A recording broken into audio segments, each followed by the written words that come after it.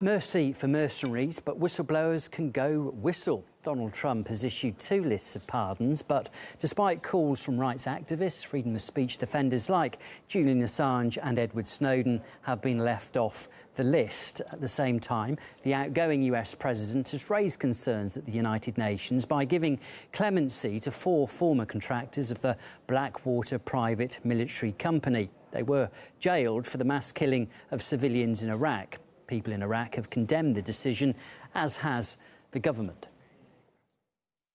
The ministry believes that this decision did not take into account the seriousness of the crime committed and was inconsistent with the US administration's declared commitment to the values of human rights, justice and the rule of law, and regrettably ignores the dignity of the victims and the feelings and rights of their relatives. The infamous Blackwater company killed citizens in Nice Square. Today we hear they've been released on the personal orders of President Trump. It's like the US doesn't care for spilled Iraqi blood. We call on the United Nations, the international community and human rights organizations to intervene immediately and condemn these killers. It seems political considerations prevailed over legal and judicial ones in this decision. President Trump should have taken into account the relationship with Iraq, especially since Iraq has a strategic cooperation agreement with the United States in all fields. This will affect Trump's political situation and his legacy.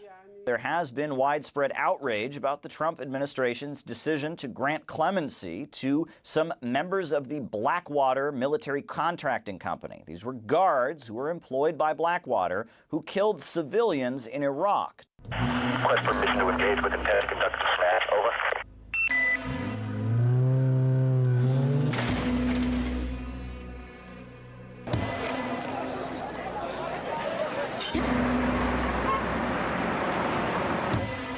There were dead bodies everywhere on the street, and the car in front of me was burning with 2 people inside.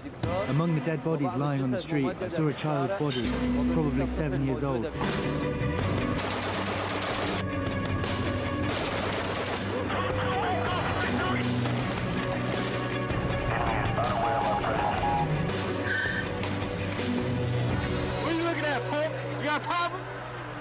Paul Slow, Evan Liberty, and Dustin Hurd were convicted for manslaughter. And the individual Nicholas Slotin, who opened fire and first started shooting into the crowd of Iraqi civilians, he was convicted of first-degree murder.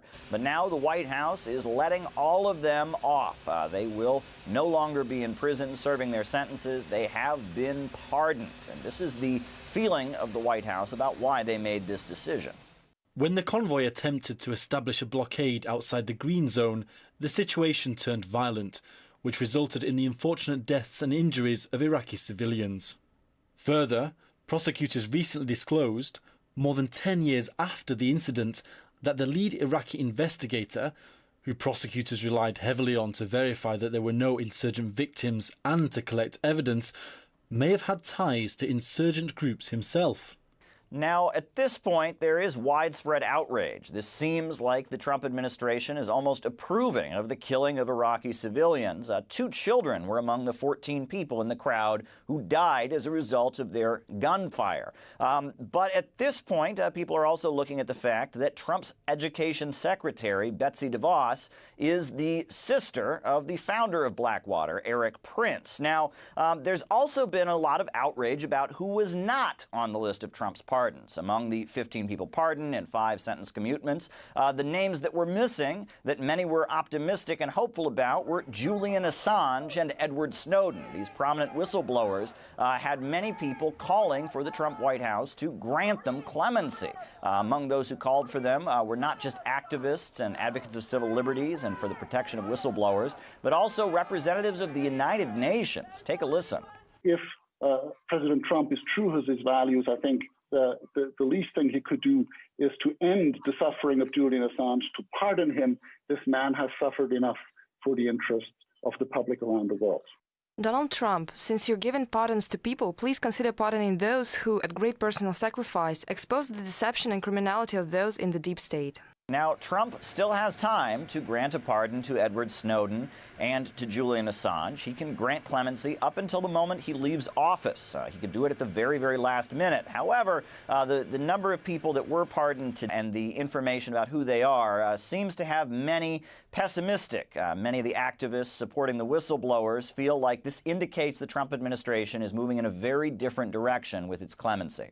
This is what every country that hosts U.S. occupations, U.S. bases, is told. It's a matter for U.S. justice when U.S. soldiers and U.S. contractors and mercenaries kill, rape, and pillage in your country. We'll handle it. Well, here's the message. The United States will not handle it. It will not treat these cases in the way that it would treat a case of mass murder in the United States. Even those of us who did not support Trump's election support dropping the demand for extradition of Julian Assange for crimes that amount to the commission of acts of journalism. I don't care who Julian Assange is, what his politics are, what horrible things he's done. He performed a great service for the world. He behaved as a journalist and a publisher. He worked with legitimate whistleblowers who were doing services for the world. He took care to limit any damage that could be done as he was performing this service. He ought to be pardoned, and I hope he will. It certainly seems more likely still that Trump will pardon him than that President Biden, when he's newly into office, will drop the case.